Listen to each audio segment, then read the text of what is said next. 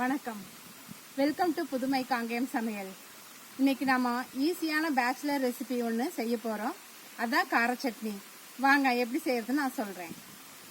பாருங்க, எண்ணெய் விட்டு சிறிதளவு எண்ணெய் விட்டு பெரிய வெங்காயத்தை இப்போ நம்ம வதக்குறோம்.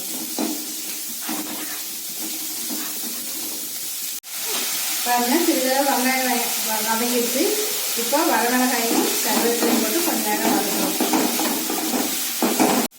வெங்காயமெல்லாம் கொஞ்சம் வதங்கிடுச்சு. அதுக்கப்புறம் மல்லித்தலையும் புதினா தலையும் போட்டு கொஞ்ச நேரம் வதக்கணும்.